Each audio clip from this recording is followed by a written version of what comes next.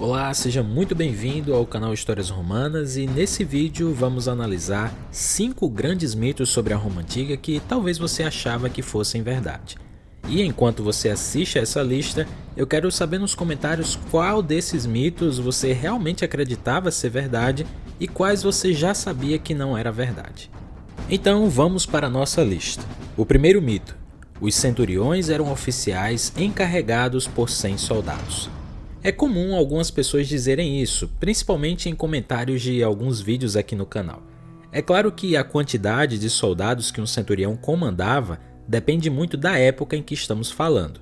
Mas, pelo menos durante a maior parte do período do exército romano, em especial após as reformas marianas, a centúria, que era como se chamava a unidade do centurião, geralmente era composta de 80 soldados e 20 escravos, o que significa que realmente o centurião estava encarregado de 100 homens, mas apenas 80 eram combatentes sob o comando dele, e os outros 20 eram pessoas que também eram conhecidas por calones, que iriam ajudar a cuidar do acampamento, a trazer e carregar bagagens ou cuidar da comida. No geral, os exércitos eram divididos em grupos de 5 homens, e deles apenas 4 eram soldados e o outro, como já falamos, fazia esses outros trabalhos. Esses 5 homens faziam tudo juntos, e isso tornava eles muito mais próximos e trabalhando melhor de forma coletiva. Assim, cada grupo de 5 continha 4 soldados, um calone e um burro. Além disso, havia alguns graus diferentes de centuriões. Os melhores centuriões eram promovidos à primeira coorte, comandando uma das 5 centúrias. Já o centurião mais antigo da legião era chamado de primus pilus, que comandava a primeira centúria da primeira coorte. Todos os centuriões, por mais antigos que fossem, tinham sua própria centúria alocada, e havia pouca diferença entre o poder de cada centurião, exceto o primus pilus, até porque ele também participava de conselhos de guerra. Então, sim, os centuriões eram responsáveis por uma força total que era apropriada à sua patente, que era de 100 homens, mas não de 100 soldados. O segundo mito: todos os gladiadores eram escravos e homens. Isso pode ser um pouco mal entendido, especialmente se tudo o que você sabe sobre os gladiadores romanos vem do que você já viu nos filmes e séries de Hollywood, e o que sempre é visto é os gladiadores morrerem o tempo todo. É claro que muitos gladiadores morreram em batalhas nas arenas, mas eles não eram mortos o tempo todo, porque isso seria extremamente caro e problemático. Independentemente disso, o que é comum ver nesses filmes é gladiadores sendo homens e escravos. Não posso generalizar, mas na maioria dos casos é isso que acontece. Pelo que aparece nesses filmes, geralmente dá a entender que aqueles homens não queriam estar ali, mas eles tinham que fazer isso porque senão seriam mortos e talvez, se eles se tornassem campeões, seriam libertados pelo imperador.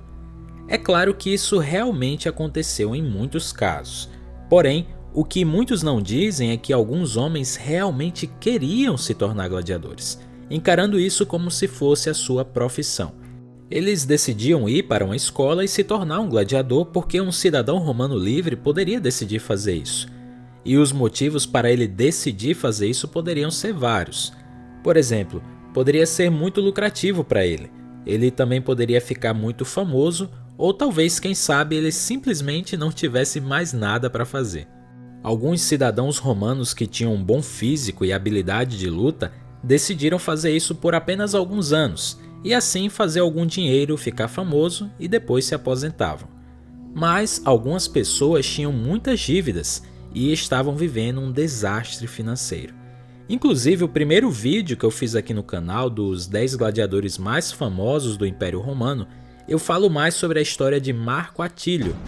Ele mesmo decidiu ser um gladiador para tentar liquidar as dívidas que ele fez durante a sua vida. A ideia de que os gladiadores eram todos homens também está errada, porque registros mostram que mulheres também tinham permissão para lutar como gladiadoras. Só que elas não eram tratadas com o mesmo respeito, e muitas vezes eram usadas em partidas de paródia e em lutas com anões. É claro que também havia disputas legítimas entre essas mulheres, mas essa era das gladiadoras chegou ao fim no ano 200 depois de Cristo, quando o imperador Severo baniu ela dos jogos. O terceiro mito: Júlio César disse: "Até tu, Brutus, meu filho?" O que nos é contado é que no dia 15 de março de 44 a.C., um grupo de senadores, entre os quais estava Brutus, que era filho de um amante de César e que sempre teve a proteção e a simpatia dele, apunhalaram o ditador romano até a morte. Momentos antes de morrer por causa dos graves ferimentos, Júlio César, que não podia acreditar na traição de Brutus, pronunciou uma das frases mais famosas da história: "Até tu, Brutus, meu filho?" Mas o que realmente aconteceu? Bem, realmente, Júlio César foi apunhalado várias vezes por vários membros do Senado romano, mas ele nunca falou essa frase que o mundo atribui a ele. Por que então as pessoas acreditam que essa foi a última coisa que ele disse antes de morrer? Provavelmente o fato de Shakespeare ter reproduzido essa frase em sua obra Júlio César. Isso ajudou o mundo a considerar isso como sendo um fato histórico verdadeiro. Por outro lado, Plutarco afirma em sua obra que César nunca disse isso. Segundo o filósofo, a única coisa que o ditador fez antes de morrer foi cobrir a cabeça com a toga ao ver Brutus entre os seus assassinos. No volume 5 de Vidas Paralelas, Plutarco diz: "Ao ver Brutus com a espada desembainhada, Júlio César colocou a roupa sobre a cabeça e se deixou golpear." Mas é claro que essa frase, apesar de não ter ocorrido de fato, ficou muito famosa e se tornou hoje um símbolo que representa a traição máxima.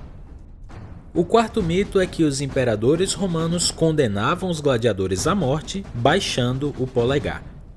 A pintura que você está vendo agora nesse vídeo foi feita em 1872 pelo artista Jean-Léon Gérôme. Ela se chama Polegares Invertidos. A pintura mostra um gladiador vitorioso pisando sobre o derrotado e aguardando a decisão do público. As mulheres vestais na primeira fileira e o público em cima apontam os polegares para baixo, enquanto o imperador na esquerda apenas observa. Essa tela ficou conhecida e logo ganhou uma interpretação popular. O público estaria, na verdade, pedindo a morte do perdedor. Muitas pessoas dizem que foi essa imagem que gerou o equívoco desse gesto e do seu significado. E isso, claro, ficou muito mais popularizado nos filmes de Hollywood, especialmente no filme Gladiador, onde Joaquin Phoenix, que fazia o papel do Imperador Cômodo, fazia esse gesto para condenar à morte os gladiadores que estivessem em desvantagem na arena. Mas, diferente do que o cinema mostra, o que realmente acontecia era o oposto. Se o imperador ou o público levantasse o polegar, ele estava na verdade incitando o gladiador que ganhou a matar o gladiador derrotado.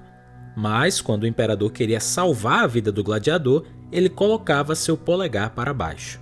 De qualquer maneira, é importante lembrar que os gladiadores eram profissionais caros e muito bem treinados, e não era comum a plateia pedir a morte do perdedor, no geral apenas se ele tivesse lutado de forma desonrosa ou covarde.